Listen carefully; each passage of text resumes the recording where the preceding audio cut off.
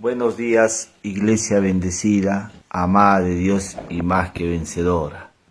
El tema de este día es: Dios no está tomando en cuenta a los hombres sus pecados. El texto bíblico se halla en 2 de Corintios 5:19. Dice así: que Dios estaba en Cristo reconciliando consigo al mundo, no tomándoles en cuenta a los hombres sus pecados, y nos encargó a nosotros la palabra de reconciliación. Dios no está tomando en cuenta los pecados de los hombres. Esta afirmación para muchos es una afrenta, porque se preguntan: Dios es santo, Él no tolera el pecado, Él aborrece el pecado, porque su misma naturaleza de Dios es santa. Y ahora Pablo está afirmando que Dios no está tomándoles en cuenta a los hombres sus pecados. Si uno revisa las Escrituras, va a darse cuenta de que Dios no toleró el pecado de Sodoma y Gomorra. Habían perversiones sexuales y decidió destruir esas ciudades. Seguidamente vemos la rebelión de Coré, también fue castigado. Después vemos Acán, también fue castigado porque Dios había dado orden que no deberían de tomar nada del anatema de estas ciudades donde ellos habían ingresado. Y Acán tomó 200 piezas de plata, un manto babilónico y un lingote de oro que pesaba más de medio kilo. Él pensó que nadie lo había visto. Se llevó a su tienda y abrió un hueco y lo escondió, pero Dios lo había visto. Y este pecado de Acán afectó a su familia y al mismo pueblo de Israel, porque ellos no pudieron conquistar la ciudad de Jai. Después vemos en el Nuevo Testamento el pecado de Ananías y Zafira. Ellos mienten y Dios emite juicio también sobre ellos y mueren. Entonces, al ver toda esta parte de cómo Dios no tolera el pecado, y ahora Pablo está diciendo que Dios no está tomándole en cuenta a los hombres sus pecados, nos preguntamos: ¿acaso Dios ahora tolera el pecado? ¿Acaso Dios no está viendo el pecado ahora de los hombres? ¿Por qué Pablo está afirmando entonces que él no está tomándole en cuenta a los hombres sus pecados? ¿Qué es lo que ha pasado? ¿Por qué Pablo empieza a hablar respecto a este tema? En el Antiguo Pacto, cuando los judíos pecaban, ellos inmediatamente en su mente pensaban el cordero y buscaban un cordero según la exigencia de las regulaciones que daba pues la ley, ¿no? Tenía que ser el primogénito, sin mancha, no tenía que tener defecto alguno. Ellos llevaban ese cordero del sacerdote. El sacerdote le decía: pon tus manos sobre el cordero, y ellos ponían sus manos sobre el cordero, y en el acto ellos le pasaban su pecado al cordero. El cordero llevaba el pecado de esa persona. Pero algo ocurría también. Había una significación dual. El hombre le pasaba los pecados al cordero, pero el cordero le pasaba su inocencia, su dignidad, su justicia. Y el hombre salía de ese lugar con una justicia temporal. Estas son sombras y figuras de lo que iba a suceder posteriormente cuando Cristo pues vino a esta tierra. Cuando Cristo inició su ministerio, Juan el Bautista lo vio y dijo: he ahí el Cordero de Dios que quita el pecado del mundo. Juan reconoció que sí, Jesucristo era el Cordero que quitaba el pecado del mundo.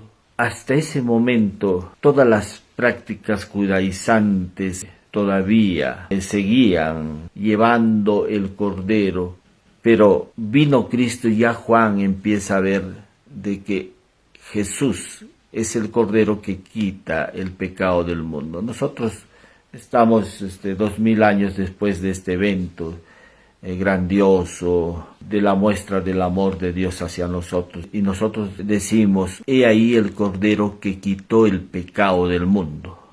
No podemos decir, Juan recién estaba viéndolo a Jesús. Jesús todavía no había ido a la cruz. Por eso es que Juan dijo, he ahí el Cordero de Dios que quita el pecado del mundo. Nosotros estamos después de la crucifixión y decimos, he ahí el Cordero que quitó el pecado del mundo. Y las cartas pues ya de Pablo, la confesión apostólica, y muchos mencionan de que efectivamente Cristo quitó el pecado del mundo. Dice la escritura de Isaías, mas él herido fue por nuestras rebeliones, molido por nuestros pecados. El castigo de nuestra paz fue sobre él. Todo el juicio de Dios vino sobre la persona de Jesús. Él cargó con el pecado tuyo y mío. Él llevó nuestros pecados en su cuerpo. Por eso es que Pedro dice, ¿quién llevó él mismo nuestros pecados en su cuerpo sobre el madero? Para que nosotros, estando muertos a los pecados, vivamos a la justicia. Jesús llevó el pecado de toda la humanidad. Él tuvo una muerte cruel, una muerte agónica, por lo mismo de que estaba llevando los pecados de los hombres. Y sobre él vino el juicio de Dios. Por eso dice, mas él herido fue por nuestras rebeliones, molido por nuestros pecados. El castigo de nuestra paz fue sobre él, para que tú y yo tengamos paz. Él recibió el castigo. Dios envió el juicio sobre su propio Hijo, no porque él hubiera cometido pecado, porque dice Pablo, al que no conoció pecado, por nosotros lo hizo pecado. Dios cargó sobre Jesús el pecado de los hombres, y en esa cruz pagó el precio por el pecado de los hombres con su vida. Derramó su sangre preciosa ahí en la cruz. Entonces podemos decir que antes de que nacieras, antes de tu existencia, antes de que hubieras cometido un pecado, Dios lo perdonó. Dios ha perdonado el pecado de todos los hombres. Los pecados de todos los hombres han sido perdonados ahí en esa cruz. En esa cruz Jesús llevó los pecados de toda la humanidad. Jesús ya perdonó todos los pecados de los hombres. Por eso es que Pablo empieza a decir ahí en Colosenses 2:13 que Él os dio vida juntamente con Él, perdonándoos todos los pecados. Os dio vida juntamente con Él, perdonándoos todos los pecados. Todos nuestros pecados han sido perdonados, pasados, presentes y futuros. La Iglesia hoy está predicando que cada vez que pecas, esto es una afrenta para Dios. Dicen, tienes que obtener el perdón de ese pecado y cubrirlo con la sangre de Cristo, para que Dios pueda obrar en tu vida. Esto no tiene respaldo bíblico. No se halla en las Escrituras un mensaje de la confesión apostólica que diga de esa manera, porque eso invalidaría el sacrificio de Cristo, invalidaría de que Él llevó nuestros pecados en su cuerpo sobre el madero. No podemos estar predicando un mensaje que no se ajusta a la confesión apostólica. La palabra de Dios revela que nuestros pecados ya han sido perdonados. Tú no tienes que pedirle a Dios que perdone tus pecados. Lo que tienes que hacer es solamente creer en Cristo. Creer que en Cristo todos tus pecados han sido perdonados. Creer que Cristo ha venido, que ya murió, ya resucitó y ya perdonó todos tus pecados, los pecados de todo el mundo. Entonces, algunos nos preguntaremos, ¿entonces todo el mundo es salvo? Si todos nuestros pecados han sido perdonados, entonces nos preguntamos, o algunos se preguntan, ¿entonces todo el mundo es salvo? Y diríamos que no. ¿Por qué? porque la gracia por sí sola no te salva. Claro que la gracia ha suministrado, nos ha impartido la salvación, pero nosotros tomamos de esa gracia por medio de la fe, nos apropiamos de esa gracia. Por eso es que el apóstol Pablo dice, por gracia sois salvos por medio de la fe. Y esto no de vosotros, pues es un don de Dios. Entonces nos apropiamos nosotros de esa gracia por un acto de fe.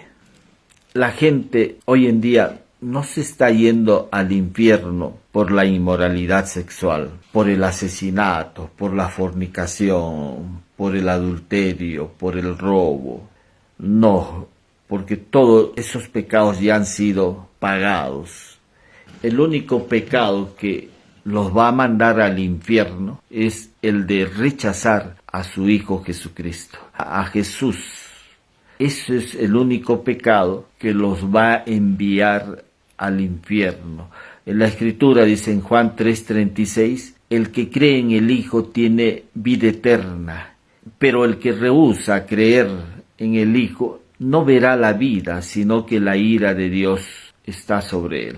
La ira de Dios se desatará sobre aquellas personas que rechazan a Cristo. Pero no va a ser manifestado la ira de Dios sobre los pecados de los hombres, porque Cristo ya llevó los pecados de los hombres a la cruz. Eso dice la carta de Pedro. ¿Quién llevó él mismo nuestros pecados en su cuerpo sobre el madero? Ya Cristo llevó nuestros pecados. Los pecados de todos los hombres fueron llevados hacia la cruz. No va a haber más juicio por los pecados de los hombres, pero sí el hombre enfrentará juicio de Dios por el único pecado que Dios no va a pasar por alto, y es el de rechazar a su Hijo Jesucristo. Ese es el único pecado por el cual todos van a comparecer ante un juicio, pero no por sus pecados, porque la obra de Cristo fue única y suficiente. No va a haber otro sacrificio más por los pecados de los hombres. No va a haber, porque la carta de Hebreos dice que cuando Cristo venga en su segunda venida, Él no va a venir con relación al pecado. O sea, no va a estar conectado su venida con relación al pecado. Por eso es que ya Pablo lo está diciendo, que Dios no está tomándoles en cuenta a los hombres sus pecados. Dios no está viendo el pecado de los hombres. Cuando uno recibe a Jesús y lo reconoce como su Señor y Salvador, esta palabra Señor significa ponerse bajo la autoridad de Cristo. Y esto se da cuando Pablo, en su conversión camino a Damasco, le dice, Señor, ¿qué quieres que yo haga? Inmediatamente después de la conversión de Pablo, él se pone bajo el gobierno de Cristo. En el acto que recibimos a Cristo, Dios nos coloca en su Hijo Jesucristo. 1 Corintios 1:30 dice, mas por Él estáis vosotros en Cristo Jesús. Dios es el que nos colocó en su Hijo Jesucristo. Él nos colocó en la vida, nos colocó en la justicia, en la santidad. Ahí hemos sido nosotros colocados. Si somos santos es porque hemos sido colocados en el santo. Si somos justos es porque hemos sido colocados en el justo. Si tenemos vida es porque hemos sido colocados en la vida. Si somos amados es porque hemos sido colocados en el amado de Dios. Dios, a partir de tu conversión, Dios se relaciona solamente con su Hijo Jesucristo. Dios habla con su Hijo. Dios ama a su Hijo. Dios guía a su Hijo. Y nosotros hemos sido colocados en Él. Eso es lo más precioso, porque no estamos fuera de Cristo. Dice, pero el que se une al Señor, un espíritu es con Él. Dios empieza ya a guiar nuestra vida y Él nos ve sin pecado. No puede Dios colocar en el cuerpo de su Hijo pecado alguno, porque la naturaleza de su Hijo es santa. Entonces hemos sido colocados en el santo. y Dios no está viendo pecado alguno en nosotros. Él no está viendo pecado en tu vida. Si eres creyente, estamos hablando con creyentes. Si tú eres creyente, Dios no está viendo pecado alguno. Él lo que está viendo es a su amado Hijo. Él lo que está viendo es justicia, santidad, verdad, vida. Eso es lo que Dios está viendo en su Hijo. Y nosotros hemos sido colocados en su Hijo. Y Dios no va a cambiar la manera de vernos. Pero tú te preguntarás, pero yo peco, cierto, puedes pecar, pero Dios no está viendo pecado alguno en tu vida porque el sacrificio de Cristo fue único y suficiente. Entonces no tengo que pedirle perdón por mis pecados. Cuando tú pides perdón por tus pecados, eso siempre va a desarrollar una conciencia pecadora. Lo que sí debieras declarar que eres justicia de Dios, porque el sacrificio de Cristo no solo te perdonó todos tus pecados, sino que te impartió una justicia. Entonces tú debes decir, soy justicia de Dios. Eso, tienes que desarrollar una conciencia de justicia. Cuando uno desarrolla esa conciencia de justicia, lo que va a ocurrir es que eso va a afectar tu vida de manera de que vas a mostrar más integridad, más fidelidad. ¿Por qué? Porque tienes conciencia de justicia, no conciencia pecadora. Cuando tú dices soy pecador, soy pecador, soy pecador, esa creencia te va a llevar a pecar.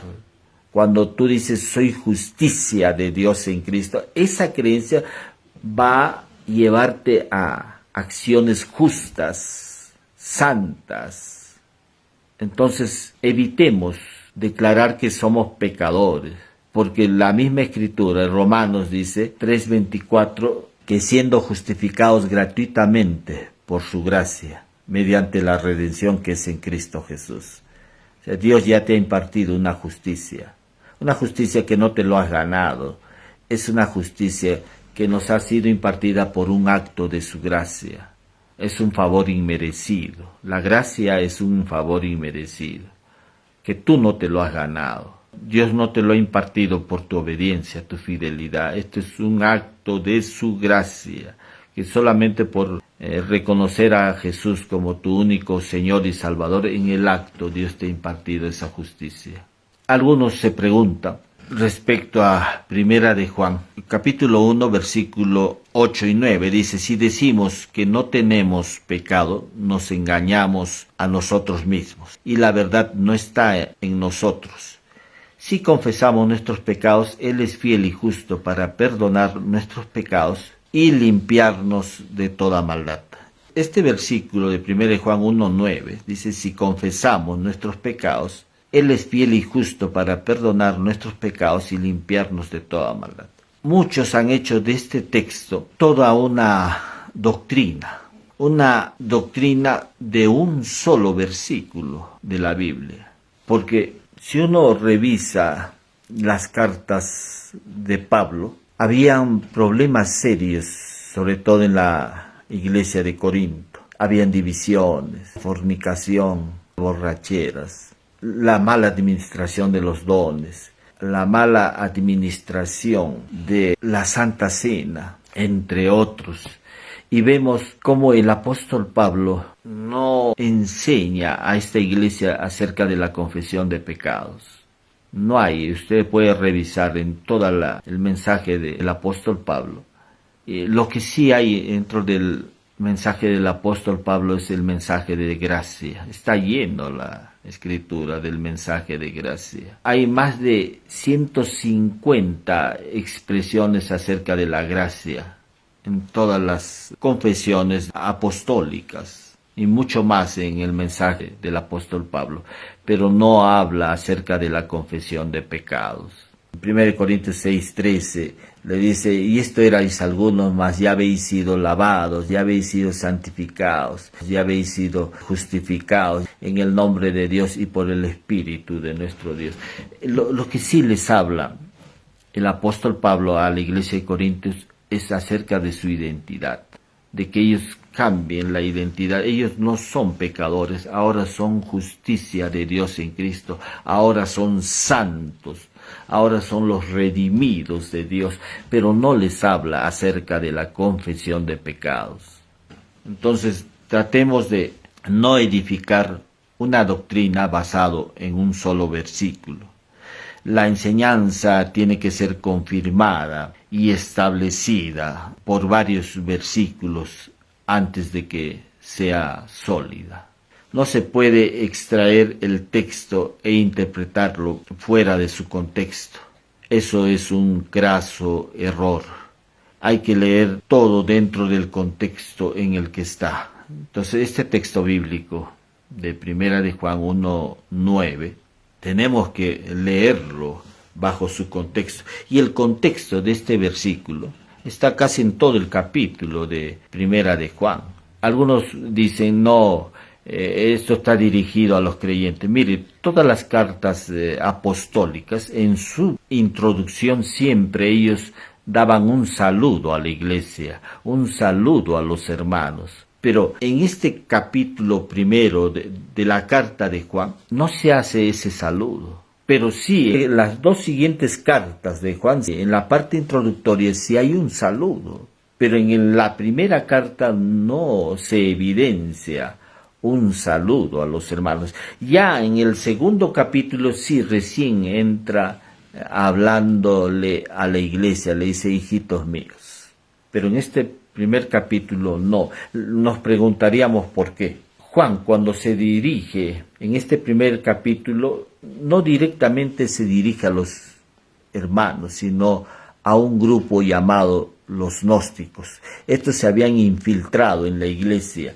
¿Y quiénes eran este grupo de los gnósticos? Eran gente que negaban la existencia del pecado. Decían, nosotros no somos pecadores. Negaban que Jesús tenía un cuerpo físico. Negaban que Jesús había resucitado. Entonces Juan se dirige a este grupo llamado los gnósticos, que estaban dentro de la asamblea, estaban ahí participando, que no formaban parte de la iglesia porque ellos no tenían la verdad. ¿Y cómo lo sabemos? Porque el versículo anterior, 1 Juan 1:8, dice, si decimos que no tenemos pecado, nos engañamos a nosotros mismos y la verdad no está en nosotros. Por eso es que podemos afirmar que había este grupo llamado los gnósticos, porque ellos negaban la existencia del pecado. Y Juan le está diciendo, si decimos que no tenemos pecado, nos engañamos a nosotros mismos y la verdad no está en nosotros. Por eso es que afirmamos que el siguiente versículo, cuando dice, si confesamos nuestros pecados, Él es fiel y justo para perdonarnos y limpiarnos de toda maldad. Juan está dando una exhortación a este grupo, porque negaban rotundamente la existencia del pecado. Decían, nosotros no somos pecadores, nosotros no tenemos pecado. Y con eso invalidaban pues el sacrificio de Cristo. Con eso estaban negando de que Cristo había venido a morir por nuestros pecados. Y a ellos va esta exhortación. Ya cuando comienza el segundo capítulo, dice, hijitos míos, si alguno hubiere pecado, abogado tenemos para con el Padre, a Jesucristo, el justo. Y Él es la propiciación por nuestros pecados, y no solamente por los nuestros, sino también por los de todo el mundo. El único que aplacó la ira de Dios fue el sacrificio de Cristo. Esa es la propiciación. Hoy en día Dios ya no está viendo los pecados de los hombres, porque Él llevó en su cuerpo los pecados de los hombres. Dios no va a emitir un juicio más sobre los pecados de los hombres, porque Jesús ya cargó con los pecados de los hombres en su cuerpo. Si Dios estuviese viendo todavía los pecados de los hombres, estaría negando el sacrificio de su propio Hijo. Estaría negando de que Él cargó sobre su cuerpo el pecado de los hombres. Y esto no es así. Ya Jesús llevó los pecados de los hombres en su cuerpo. Dios ya no está viendo los pecados de los hombres. No está tomándoles en cuenta a los hombres sus pecados. Finalmente decimos que lo único que Dios no va a pasar por alto es el rechazar a su Hijo Jesucristo. El rechazar a su Hijo Jesucristo, eso sí habrá juicio. Y la ira de Dios, dice, está sobre estas personas que rechazan a Cristo. Damos gracias nuevamente a Dios por su palabra. Gracias porque en esa cruz Dios nos mostró su amor, un amor grande, un amor donde Él sacrificó a su propio Hijo para llevar el pecado tuyo y mío. Y en este acto Él nos perdonó nuestros pecados y nos impartió su justicia. Por eso es que ahora podemos declarar que Dios no está tomándole en cuenta a los hombres sus pecados. Si en esta mañana tú deseas recibir a Cristo, reconociéndolo como tu único Señor y Salvador, te voy a guiar en una oración. Repite conmigo: Señor Jesús, te doy gracias por haber dado tu vida por mí en la cruz, por haberme mostrado tu amor por mí, al soportar una muerte tan cruenta, tan agónica, derramando tu sangre preciosa en la cruz por mí. Gracias por mostrarme ese amor tuyo. Te recibo en mi corazón reconociéndote como mi único Señor y Salvador. Gracias por haber dado tu vida por mí. Gracias porque ahora me has unido a ti. Gracias por el perdón de mis pecados. Gracias por amarme, Jesús. He orado en el nombre de Jesús. Amén.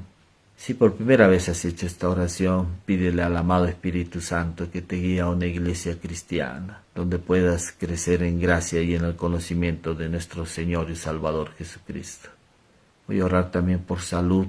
Cualquiera sea el problema de salud que tengas, el sacrificio de Cristo fue único y suficiente. En ese sacrificio Él nos impartió la sanidad para todo nuestro cuerpo. Él ya te lo dio, lo único que tienes que hacer es tomarlo, recibirlo. Si hay problemas emocionales, depresión, ansiedad, en el nombre de Jesús lo echamos fuera de ti. Declaramos libre. En el nombre de Jesús echamos fuera esa depresión, esa ansiedad. Problemas de páncreas, tus riñones, pulmones, hígado, vesícula, diabetes, de lupus, problemas cardiovasculares, en tu visión, audición. En el nombre de Jesús te declaramos sano.